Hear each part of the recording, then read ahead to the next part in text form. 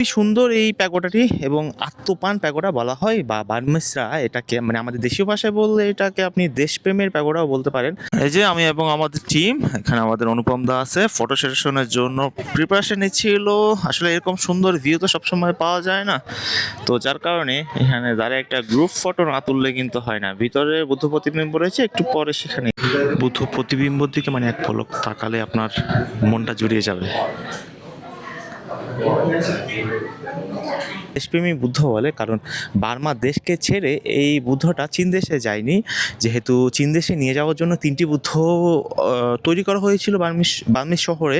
তো সেখান থেকে 2টি বুদ্ধ হয়তো বা নিয়ে যেতে পেরেছিল, কিন্তু এই বুদ্ধটা মানে এমন পরিমাণ ভারী হয়ে গিয়েছিল যার কারণে এই বুদ্ধটা নিয়ে যাওয়া সম্ভব হয়নি। তো যার কারণে এখানে প্রতিষ্ঠা করেছিল এবং একজন ভান্তে ছিল, তিনি এটাকে অধিষ্ঠান করেছিল এবং অধিষ্ঠান করার পর এই বুদ্ধ প্রতিবিম্বটা অনেকটাই হালকা হয়ে যায়। হালকা হয়ে যাওয়ার পরেই তারপরে এখানে তারা একটা ডিসিশন নিল যে এটাকে নিয়ে যাওয়া যাবে না, হয়তোবা এই বুদ্ধটা দেশেই থেকে যেতে চাচ্ছিল। তো যার কারণে এইখানে প্রতিষ্ঠা করা হয়, মানে পাহাড়ের উপর, চারপাশে আপনি পাহাড়ের ভিউ দেখতে পারবেন, মাঝখানে এই প্যাগোডাটা, ভিতরেই সেই সত্য বুদ্ধ প্রতিবিম্ব। প্যাগোডার ভিতরে প্রবেশ করেছি এবং মূল বুদ্ধ প্রতিবিম্ব সে পাশে যাব। এটা সে বুদ্ধ প্রতিবিম্ব যেটা চীন শহর নিয়ে যেতে চেয়েছিল বার্মা থেকে, কিন্তু নিয়ে যাওয়াটা সম্ভব হয় নাই। এই বুদ্ধটা এখানেই থেকে গিয়েছিল এবং পরবর্তীতে এই বুদ্ধটা এখানেই প্রতিষ্ঠা করা হয়।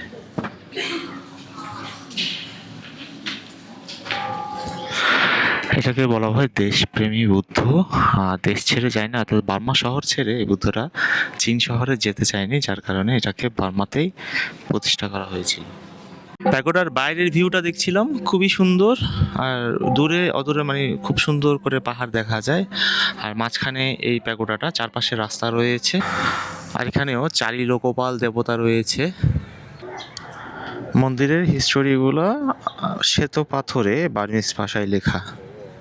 মূল দরজা, বাইরে হচ্ছে সিংহ এবং তারপরে হচ্ছে এই দ্বারটা, এই যে সিংহদ্বার। আর অদূরে আপনি পুরো ম্যান্ডেলা শহরটাকে দেখতে পারবেন। আর এটাকে সম্ভবত সাগাইন বলা হয়, মানে শহরটার নাম সাগাইন। গতকাল রাতে এখানে এসেছি, আর এখানে দিনের বেলা মোটামুটি গরম আর রাতের বেলা খুবই ঠান্ডা। দূর থেকে দেখতে অনেক সুন্দর লাগতেছে, অনেকটা দার্জিলিংয়ের মতো ভাইব দিবে। এটাকে বলে মহা আত্মপান প্যাগোডা, এবং প্যাগোডাটার অবশ্যই একটা বিশেষত্ব আছে। বার্মা শহরে 3টা বুদ্ধ মূর্তি বানিয়েছিল একটা সময়। তো 3টা বুদ্ধ বানিয়েছিল, বুদ্ধ প্রতিবিম্বগুলো বানিয়েছিল কেন? ওই যে চীন শহরে নিয়ে যাওয়ার জন্য। এবং চীন শহরে নিয়ে যাওয়ার সময় একটি বুদ্ধ মানে গাড়ি থেকে পড়ে যায় এবং ওই বুদ্ধটা কোনোভাবে সম্ভব হচ্ছিল না কি গাড়িতে তুলে আবার নিয়ে যাওয়া। তো একজন ভান্তে ছিল, তিনি অনেক অধিষ্ঠান করে তারপর বুদ্ধটি অনেক হালকা হয়ে গিয়েছিল এবং মানে এখান থেকে যেতে চাচ্ছিল না, এমন একটা তারা বুঝতে পারে এবং শেষ পর্যন্ত এখানে ওই বুদ্ধটা প্রতিষ্ঠা করে। এবং বার্মিজ ভাষা এবং বাংলা ভাষায় আমরা যেটাকে বলি দেশপ্রেমী বুদ্ধ, তো এই বুদ্ধটাকে বলা হয় দেশপ্রেমী বুদ্ধ। এবং এখানে অবশ্যই একটা সত্যতা আছে, আপনারা কখনো আসলে অবশ্যই প্রার্থনা করবেন আপনাদের মনস্কামনা পূরণ করার জন্য। প্যাগোডার ভিতরে চারপাশে খুবই সুন্দর কারুকার্য করা।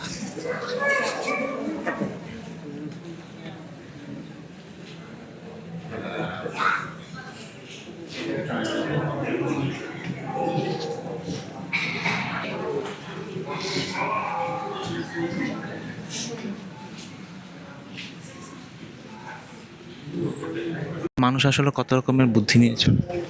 আমি একটা ছবি তুলে দিতে বলছিলাম, আর ওই আঙ্কেল আমাকে ছবি না তোলার জন্য বলছে, এখানে ছবি তুলতে দেয় না। আর দেখেন আমি দিব্যি সবাইকে ছবি তুলে দিচ্ছি, আর আমাদের আপন ছবি তুলে দিচ্ছে সবাইকে। আর মানুষ মানে কত রকমের বুদ্ধি নিয়ে চলে মাথায়। একটু আগে আমাদের টিমেরই এক আঙ্কেলকে ছবি তুলে দিতে বলছিলাম, আর বলতেছে এখানে বুদ্ধের সাথে ছবি তুলে দেওয়া যায় না। আর দেখেন আমরা সবাইকে ছবি তুলে দিচ্ছি এবং আমরা নিজেরাও উঠতেছি। আর এটাই সেই প্যাগোডা যে বুদ্ধ প্রতিবিম্বটা চীন শহর বার্মা থেকে নিয়ে যেতে পারেনি। আর মান্ডেলের এই বিহার থেকে আজকের মতো বিদায় নিব নতুন কোনো গন্তব্যের। আর আজকে রাতে আমরা কালার উদ্দেশ্যে রওনা হব, কালকে পৌঁছা যাব কালাও।